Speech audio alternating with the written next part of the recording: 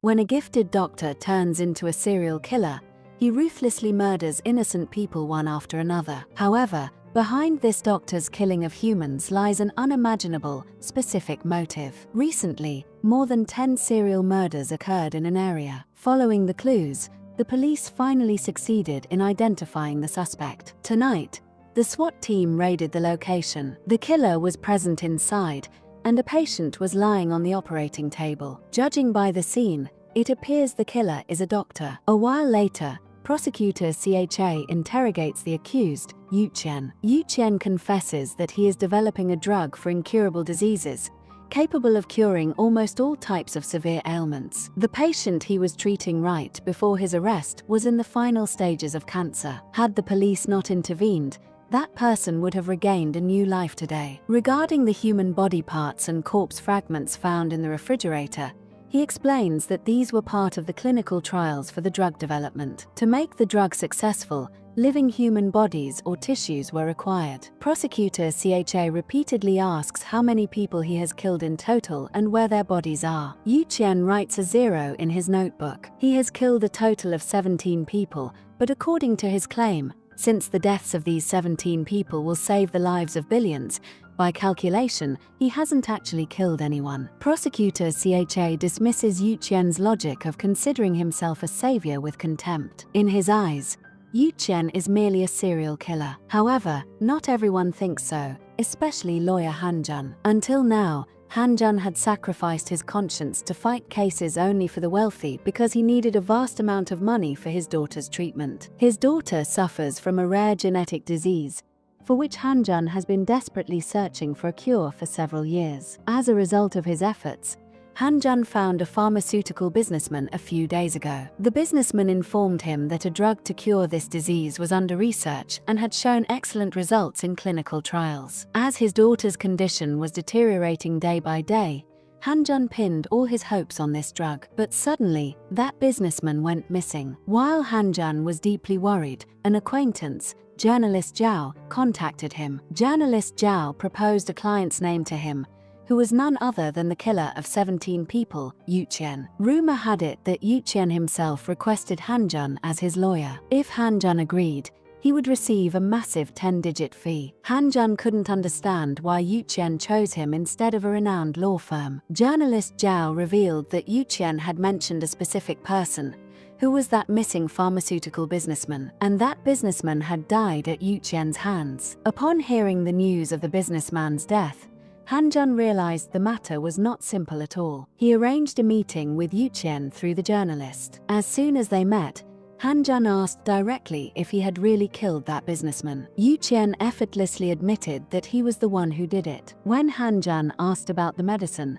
Yu Qian calmly uttered Han Jun's daughter's name. Clearly, he knew about Han Jun's daughter's illness and his desperation for the cure. Yu Qian reminded Han Jun that the medicine the businessman had spoken of would not cure his daughter's disease, but Yu Qian himself could cure it. When Han Jun expressed disbelief, Yu Qian insisted that Han Jun would definitely fight his case. He added that if Han Jun visited the patients he had cured, he would understand his power, as all those patients had been near death. Astonished after hearing this, Han Jun gathered more information about Yu Qian from journalist Zhao. The journalist didn't know much, but Yu Qian had called him before the arrest, and the journalist had seen with his own eyes several patients with incurable diseases recovering. Still not fully convinced, Han Jun went to meet one of the cured patients himself. Following the information, he found a young man named Jiang, who used to be paralyzed and confined to a wheelchair. Han Jun was stunned to see him.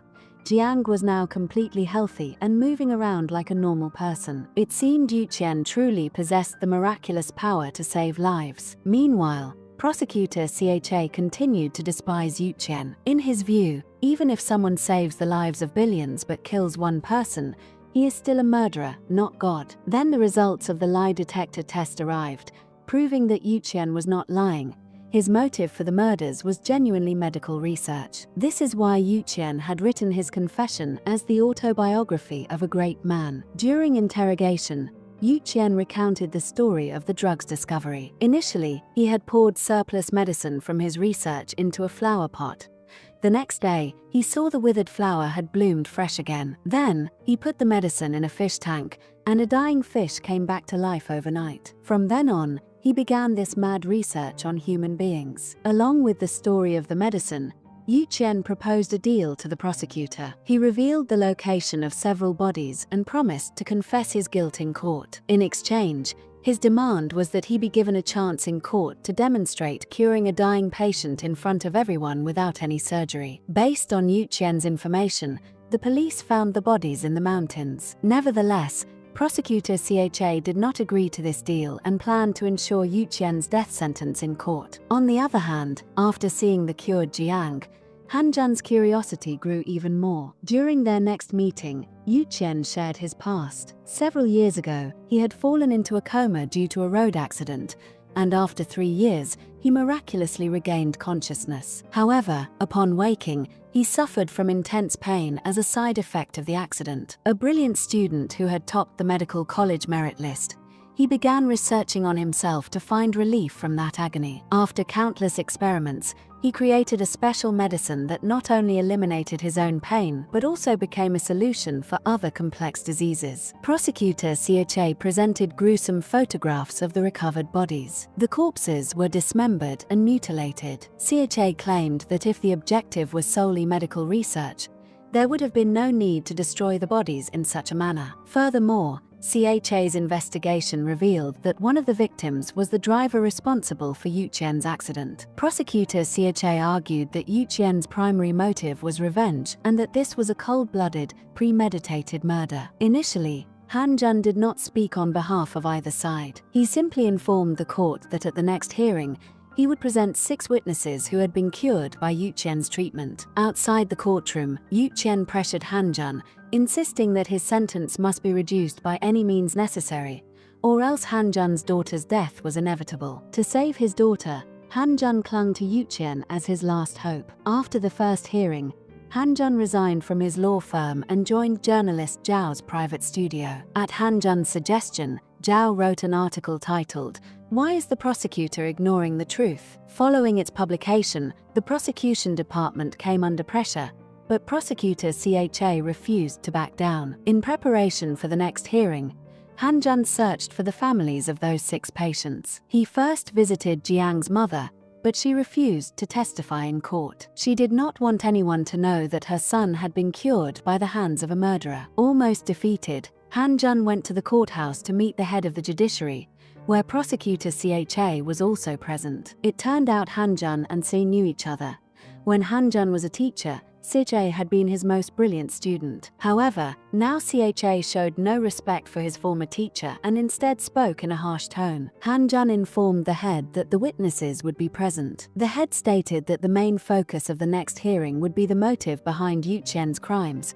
Was it mere murder or for the sake of medicine? That night, the secretary from Han Zhan's former law firm visited him and offered to help. Using her social skills, the secretary persuaded Jiang's mother and another leukemia patient to testify. However, they showed the secretary a letter sent by Yu Qian. In the letter, Yu Qian threatened to leak the witnesses' personal information. Han Zhan realized that the witnesses were agreeing to testify out of fear, not gratitude. Han Zhan warned Yu Qian not to contact the witnesses without his permission. At the second hearing, Jiang's mother testified about her son's miraculous recovery. However, prosecutor Cha was prepared. He brought in a forensic researcher who testified that there is no precedent in medical science for curing paralysis, polio.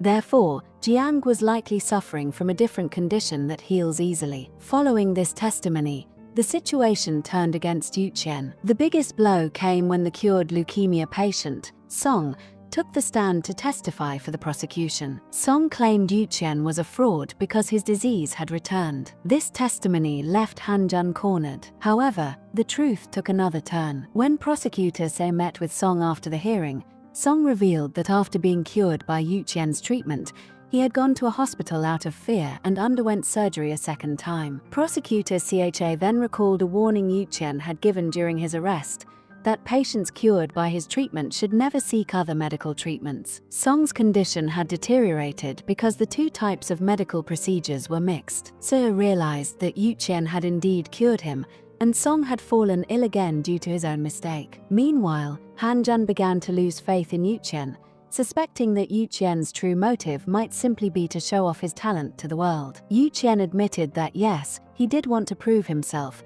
but Han Jun would not be able to bear the reason behind it. This doctor, named Yo Jian, successfully completed the trial of his drug by murdering 17 people in a row and claimed that this special drug is capable of curing all incurable diseases in the world. To save his dying daughter, who is suffering from an incurable disease, lawyer Han Jun decides to risk everything and fight for Yo Jian. Han Jun's wife, who is a doctor, opposes her husband's reckless and baseless actions, firmly stating that he shouldn't put their daughter's fate in the hands of a murderous devil. But despite his wife's words, Han Jun remains steadfast in his decision.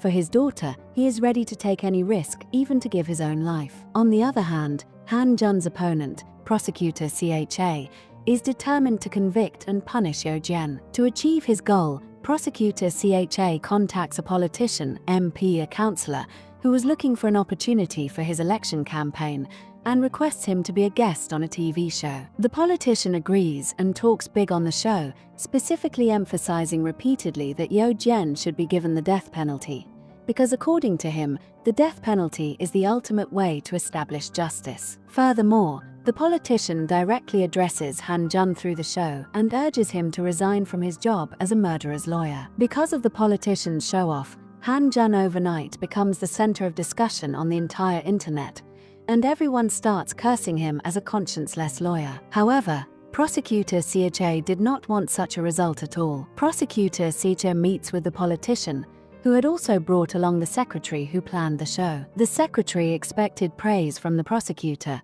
but instead, the prosecutor reprimands him in front of everyone. He states directly that the politician's performance on the show was merely cheap entertainment and a laughingstock, with no substance. Moreover, he recommended sending the politician to the show to build public opinion regarding the death penalty, not to throw lawyer Han Jun into the face of public outrage. Even though they are opponents, it is clear that prosecutor Cha has no intention of harming or insulting Han Jun. Han Jun was preparing very seriously to defend Yo Jian. With the help of his journalist associate, Han Jun discovers that all 17 people killed by Yo Jian were hardcore criminals convicted of various crimes. After confirming this, Han Jun immediately instructs the journalist to write an article to create a reverse public opinion among the masses. This strategy works. As the article spreads, a fierce debate starts online, and people's discourse begins to change. They start asking, if Yo Jian killed such people who were unforgivable criminals in order to create a life-saving drug,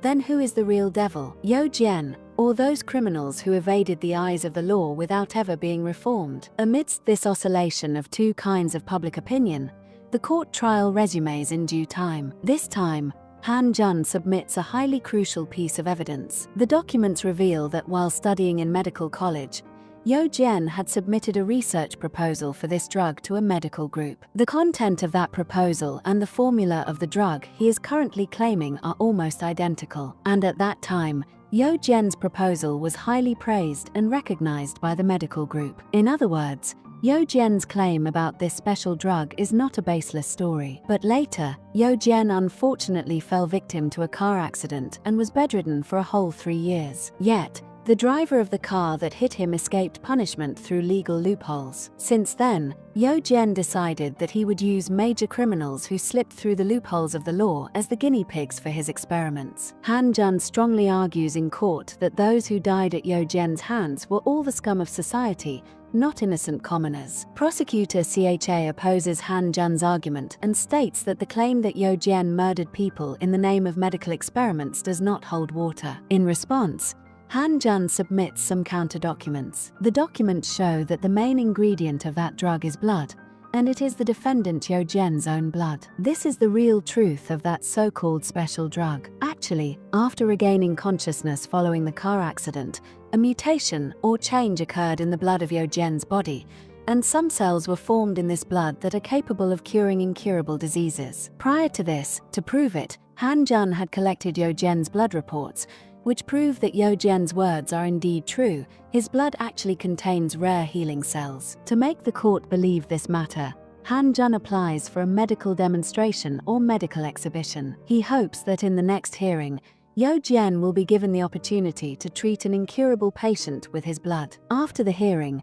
Han Jun announces in front of the media that if Yo Jian is lying, he will voluntarily take off his lawyer's robe, quit the legal profession. Although prosecutor CHA was caught somewhat off guard, he did not give up. He tells the media that the court is a place to prove crimes, not a stage to showcase the defendant's miraculous powers. To strike back, prosecutor suddenly thinks that maybe Yo Jian had an accomplice while murdering people in the name of medical experiments. To find the potential accomplice, he orders his subordinates to investigate with all their might. On the other hand, Han Jun also suspected that someone else might have been involved or known about Yo Jian's entire medical testing process. Yo Jian had said that after waking up from a 3-year coma, his chief doctor, Dr. Han, was the first to notice the change in his blood. Han Jun immediately goes to meet that Dr. Han, but Dr. Han explains that the matter of the blood change was merely his personal assumption, not a proven fact. And the special drug Yo Jian is talking about is highly unstable,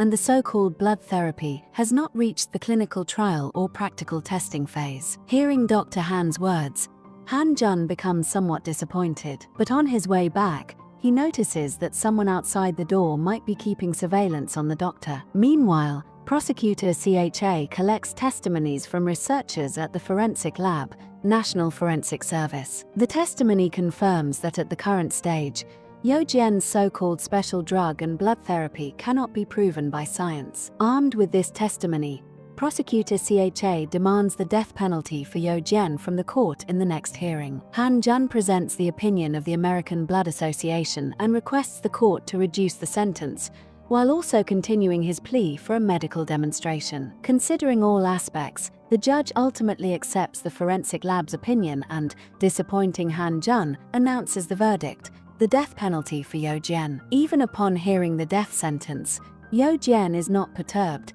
as if he has another plan in mind. Very soon, Han Jun appeals against this verdict. To ensure that prosecutor CHA wins this round too, someone known to the prosecutor and a batchmate is appointed from the higher-ups as the judge for the second hearing. Even in this critical moment, Han Jun decides to stick to his plea for a medical demonstration, although he knew the application was highly likely to be rejected. Therefore, he decides to find an alternative plan or plan B that is impossible to fail. His daughter's condition is gradually worsening. To keep his daughter alive, Han Jun has to bet on Yo Jian. Before the second hearing, Yo Jian is kept in prison. There, an inmate finds out that it was Yo Jian who killed his brother. To avenge his brother's murder, that inmate, along with other prisoners, tries to attack Yo Jian at night. But at that moment, Yo Jian's body suddenly convulses and he collapses. He is rushed to the hospital in an ambulance. Before losing consciousness, Yo Jian requests the medical staff to call Dr. Han. Han Jun quickly learns that Yo Jian has been taken to the hospital, but he doesn't panic, because this incident was part of his orchestrated alternative plan. That day, Han Jun had given Yo Jian the medical records of some patients, among whom was that vengeful prison inmate. Han Jun had told Yo Jian to choose one of them, so that he could cure him with his own blood at an opportune moment and prove his power to the court. Yo Jian had chosen someone among them whose corneas were congenitally damaged, and who was also that vengeful inmate. Making a slight change to Han Jun's plan, Yo Jian had agreed to risk everything to prove his medical skills and worth. Today, Han Jun visits Yo Jian at the hospital. The medical staff informs him that due to Dr. Han's emergency treatment, Yo Jian is now out of danger. Furthermore, Yo Jian has also treated that inmate with his own blood. As a result, within just a few hours, the wounds the inmate sustained from Yo Jian's strike have quickly healed, and even his congenital corneal problem has completely cured. Han Jun documents this entire incident and submits it to the judge, but the judge was still planning to reject the application. Han Jun calmly shows the judge a news article. The headline read, "Serial killer Yo Jian saves a life in prison." Because the article shifted public opinion in favor of Yo Jian, the judge is forced to grant permission for Han Jun's proposed medical demonstration. Before the start of the second hearing, Han Jun goes to meet Dr. Han so that he could testify in favor of Yo Jian. But strangely, Dr. Han goes missing without any reason. Han Jun remembers that mysterious man keeping surveillance outside Dr. Han's house. A little later, Han Jun meets Yo Jian and asks what Dr. Han's role was in these medical activities of his. Yo Jian very calmly replies that Dr. Han was only his chief physician and knew nothing about this special drug. At night, prosecutor CJ comes to meet Han Jun. Today, prosecutors have found out about Han Jun's sick daughter and realized why Han Jun took this case. He reminds Han Jun of the oath he took at the beginning of his legal career and requests him to once again become that righteous senior and teacher of the past who never backed down from catching bad people. Han Jun says in an emotion-choked voice that his daughter's life and death are now hanging by a thread. Right now, he doesn't want to think about anything else other than saving his daughter. If prosecutor CHA truly wants justice, he should defeat him in an open court. A few days later, the court begins selecting the patient for the medical demonstration. Han Jun becomes very anxious. He wanted with all his heart and soul for the selected patient to be his daughter. If everything goes right, his daughter will recover very quickly. But unfortunately, reality deals Han Jun a huge blow. The sick son of another couple is selected for the medical demonstration. As soon as the medical demonstration begins, Han Jun puts on operating theater scrubs. Yo Jian's handcuffs are removed, and then blood is drawn from Yo Jian's body and infused into the boy's body. After the operation, according to Yo Jian's words, the boy is supposed to fully recover within 24 hours. That night, both Han Jun and prosecutor CHA wait anxiously. Finally, news arrives that the near-death boy has regained consciousness within the stipulated time, and his physical condition has become completely normal. In an instant, the news that Yo Jian has saved a terminally ill patient makes the headlines. Han Jun achieves a spectacular victory, but the hidden mysteries behind this story gradually begin to come to light. That night, a man comes to meet Han Jun. The man introduces himself as the chairman of the International Medical Center. Seeing the man, Han Jun suddenly becomes very nervous. Perhaps there is an even deeper mystery hidden behind this incident of Yo Jian. But behind that miracle drug lies a dark and mysterious secret. In yesterday's court hearing, Yu Chen demonstrated his skills through a medical exhibition.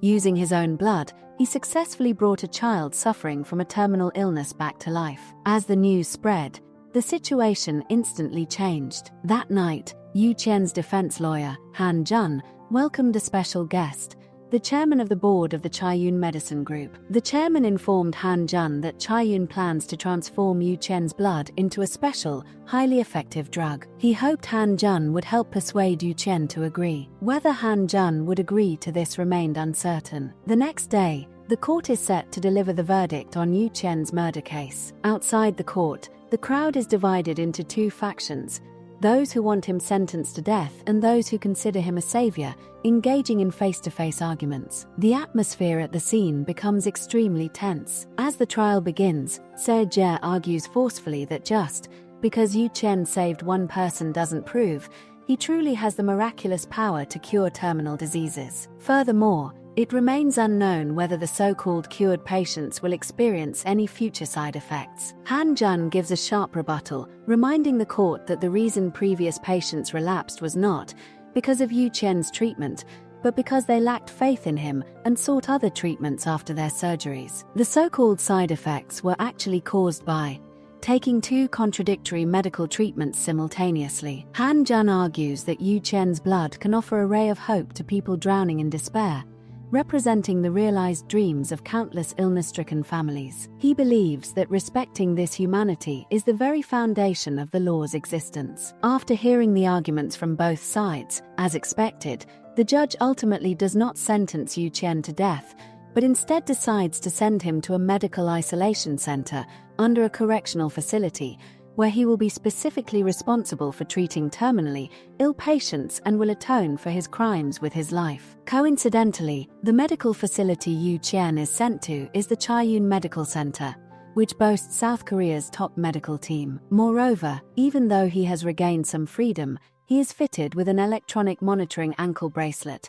and a 24-hour guard is placed outside his door. Shortly after, Chaiyun's chairman announces that, for the sake of social welfare and public assistance, they will provide full support for Yu Chen's medical treatments. After the verdict is announced, Han Jun and Yu Chen meet. Yu Chen states that he is not ungrateful, and regardless of what happened, Han Jun was the first person to believe in and support him, so when the treatment list is released, he will treat Han Jun's daughter first. Hearing this, Han Jun is filled with hope. However, his daughter's condition becomes more critical day by day. Yesterday, she suddenly lost her eyesight, and today she has been admitted to the intensive care unit. The doctor tells Han Jun to mentally prepare for the worst, because her condition is not at all encouraging, and any delay will further reduce her life expectancy. The situation becomes extremely urgent for Han Jun, so Cha-Yun decides that a lottery will determine which terminally ill patients will receive Yu Qian's treatment. Shortly after, Yu Qian receives the patient list,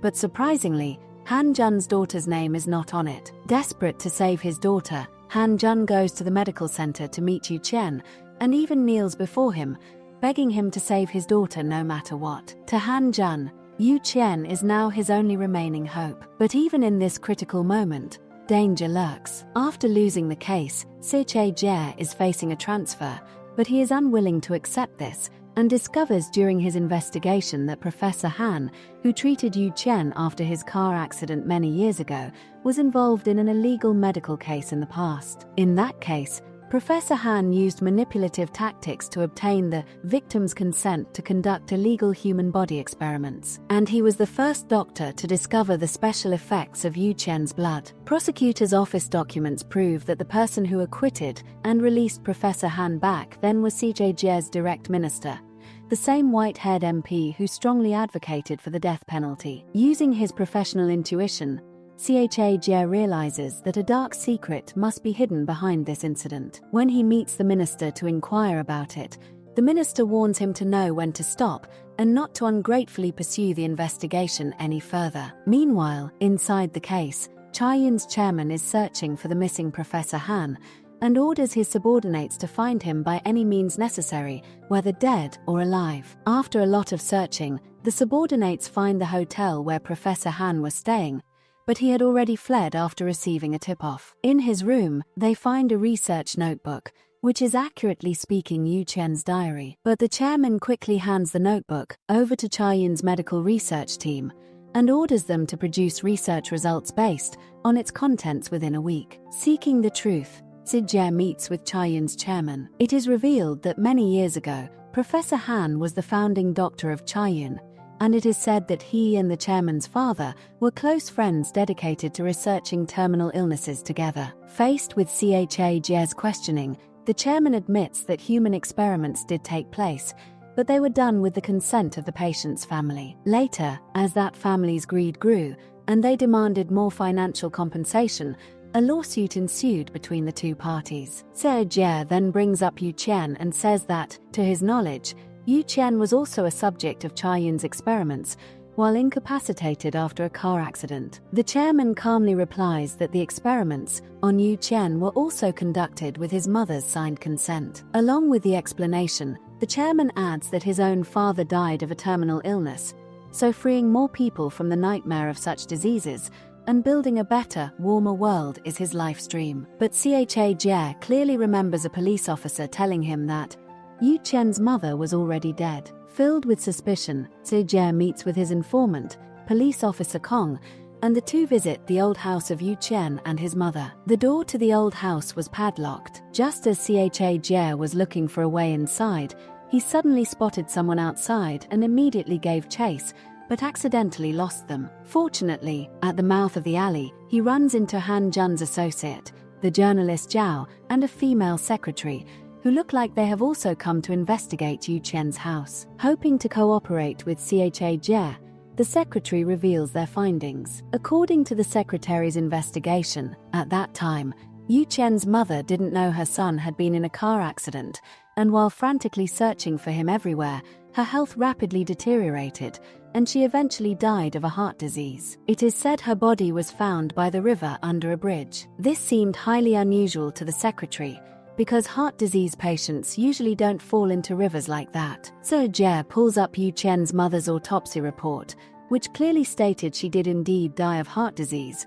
But at the same time, Jie notices that the investigating officer for that case was his acquaintance, Officer Kong. At the same time, Han Jun also notices Cha-Yun's abnormal behavior, and learns from Officer Kong that the vehicles constantly monitoring Professor Han's house belong to Chaiyun. Based on this information, Han Jun deduces that another truth is surely hiding behind Professor Han's illegal medical case, and Yu Qian is likely involved in that incident as well. For this reason, Han Jun meets with Seo Jie, and Seo Jie expresses his confusion that if, according to the chairman, Professor Han was a close friend of his father and deserves half the credit for founding Chaiyun, why is Chaiyun monitoring him? Seo Jie suspects Professor Han might be in hiding just to evade Chaiyun's watch. Now the situation has reached a point where Seo Jie plans to risk his professional career to uncover the truth and swears to expose the internal mystery at any cost. Han Jun, once Seo Jie's superior and mentor,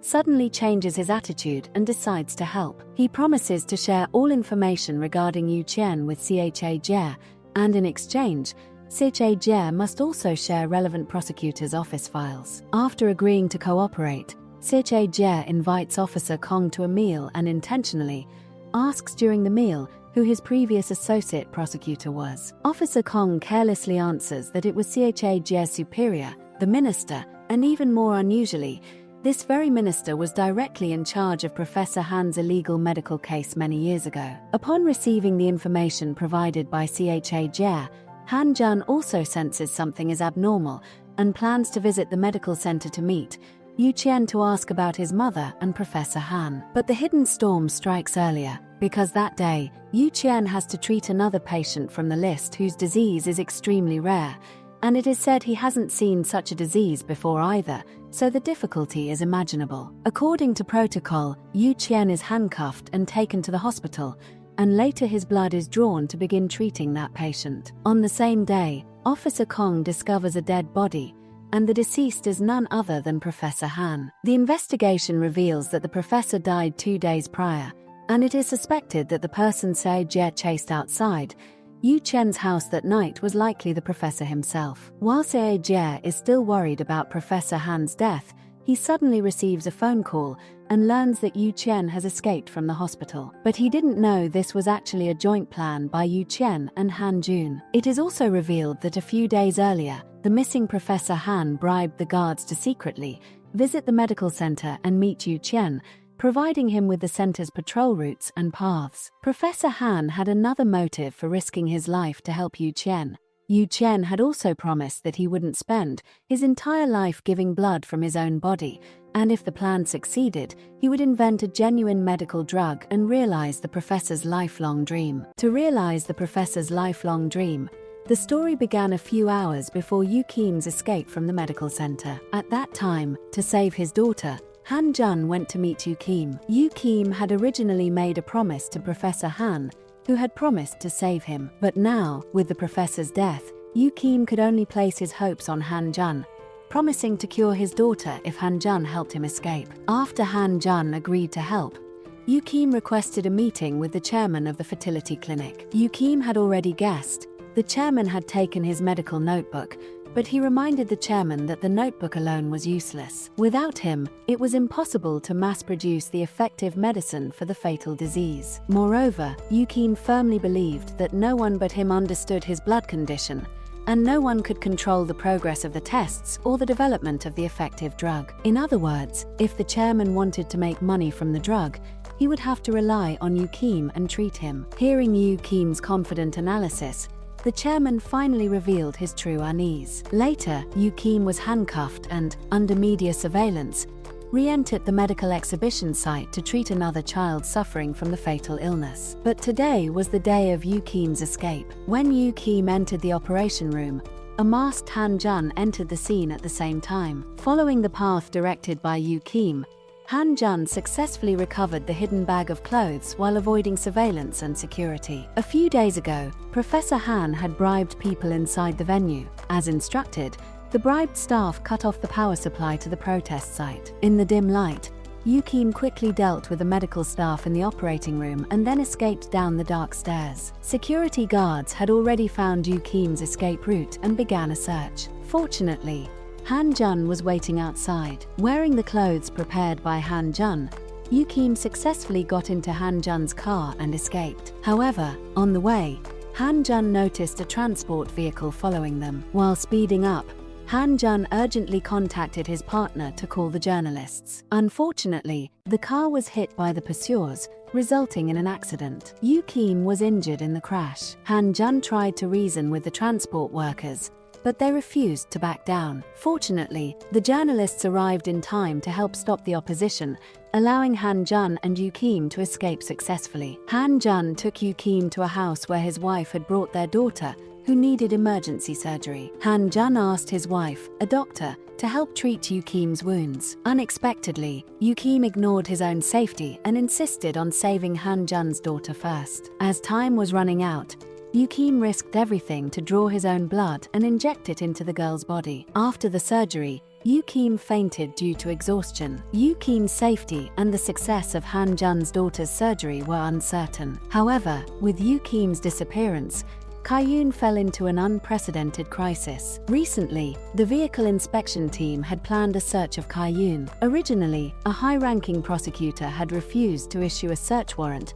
but the vehicle inspection team had already reached a deal with Han-jun's secretary. The secretary's investigation revealed that the high-ranking prosecutor and a congressman Bai, who was in favor of abolishing the death penalty, were allied and had supported the establishment of the congressman's shell company for political fundraising. The vehicle inspection team used this to confront their superiors, demanding immediate approval of the search warrant. The superiors were in a passive position and had no choice but to cooperate. With the search warrant in hand, the vehicle inspection team first searched Bai's office and then took a team to Kyoon Medical. However, Kyoon's chairman disappeared without a trace. The chairman was currently meeting with shareholders and investors who were questioning him. With Yu-kim having escaped and Kyoon being under investigation, if the situation continued this way, Kyoon's shares would become worthless. The chairman promised to resolve the matter. Driven by greed for profit from the miracle drug, the chairman had used any means necessary. In fact,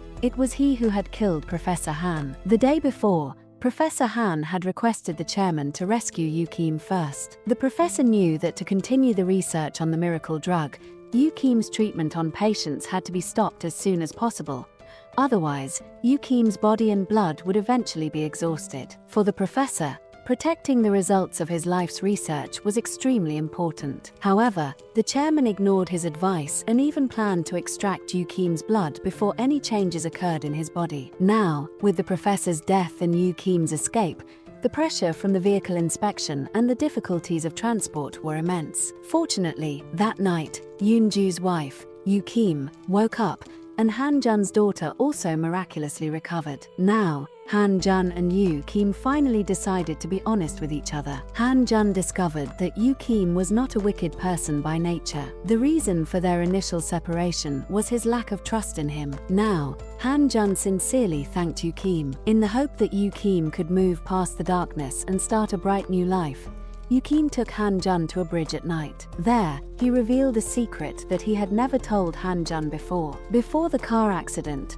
Yu-kim and his mother relied on each other for survival. At that time, Yu-kim was the pride of the city and the best student in medical school. One day, Yu-kim suddenly received good news. Professor Han had read his research paper and wanted to meet him. However, on the night of the scheduled meeting, Yu-kim was involved in a car accident. After the accident, Yu-kim was taken to a hospital under the Kyoon group. A test confirmed that Yu-kim was not carrying identification and his blood was highly unusual. For Mayor Lee, who was keen on researching a cure for fatal illnesses, Yu-kim was an ideal test subject. From then on, Yu-kim was secretly hidden inside the hospital. During this time, his unsuspecting mother searched for Yu-kim's whereabouts. However, police officers and the Kyoon group colluded, lying to his mother that Yu-kim had died in the car accident. However, his mother's investigation revealed that Yu-kim had not died at the time of the accident. These clues convinced his mother that she was certain Kyoon Hospital was inextricably linked to her son's murder. Desperate for justice, she collected evidence to file a medical negligence case against Kyoon. During this process, she discovered that Kyoon was hiding a dark secret. They were using patients without identification or family connections for illegal medical experiments. Upon reaching the root of the secret, Kyoon struck first and killed the person at the wall. Later, to advance their research, Professor Han's team was replaced. To prevent research data leaks, Kar-Yun began monitoring the professor day and night. Just then, Yu-Kim woke up from his vegetative state after the car accident. To escape Kar-Yun's control, Professor Han took Yu-Kim away without permission. Yu-Kim returned home and discovered numerous investigative clues left by his mother before her murder. Through these clues, Yu-Kim not only learned about Kar-Yun's illegal experiments but also, through his mother's investigation, identified Vehicle Inspector Han Jun and reporter Zhao. These were the people from whom his mother had originally sought help. After obtaining the investigative materials, Yu-Kim verified the information and finally confirmed the truth. Congressmen, police officers, and others colluded with Kar-Yun's chairman, each getting what they wanted. Tonight, to prevent the share price from falling further, the chairman mobilized a massive force to find Yu-Kim, demanding that he return with him. Yu-Kim refused and tried to kill the chairman to avenge his mother. During the attack, Yu-Kim questioned the chairman about his motives. It turned out that the chairman himself had been one of the victims, a test subject for Kar-Yun. However, the chairman claimed he was different, having volunteered to be a test subject. Many years ago, the chairman's father could not find a suitable test subject, and to help his father, the young chairman volunteered to be his father's subject. Yu-Kim could not accept a madman's explanation and had escaped from the previous chairman. He could no longer allow such madmen to be born into this world. At that moment, Sister Che arrived with the police. The police opened fire on Yu-Kim, but Han Jun bravely shielded him from the bullets. While injured, Han Jun pleaded with Yu-Kim to stop, saying that they were both tired. At Han Jun's persuasion, Yu-Kim intentionally walked toward the police, but as he expected, the fatal bullet met him. After being shot, Yu-Kim fell into the river. Yu-Kim's sacrifice changed the situation. The chairman was arrested, and the councillors who colluded with him were investigated by prosecutors. Before choosing death, Yu-Kim gave Han Jun a document containing evidence of the illegal medical experiments conducted by Kar-Yun over the years, proving that more than 200 innocent people had died as a result of Kar-Yun's insane testing. However, the vehicle inspector's investigation against Kar-Yun was hindered because the inspector's father was the chairman behind Kar-Yun. The chairman's father wanted to convince his daughter to stop. Fortunately, the inspector was not an obedient daughter. No matter how much pressure her superior and father applied, she would never stop. Han Jun arrived at the familiar bridge, carrying the only miracle drug for fatal illness found at Yu-Kim's house. This was Yu-Kim's final instruction to him. Yu-Kim gave Han Jun the choice to destroy this miracle drug, whether to disrupt the conflict related to interests or to use the medicine for treatment and saving lives. Everything depended on Han Jun's choice. A hesitant Han Jun first thought about throwing the medicine away, but then a familiar voice came from the other end of the phone. It was Yu-Kim. It seems Yu-Kim did not die. The drama ends here. To see more upcoming dramas, please like and comment on the video and subscribe to the channel. See you in another new drama. Thank you, everyone.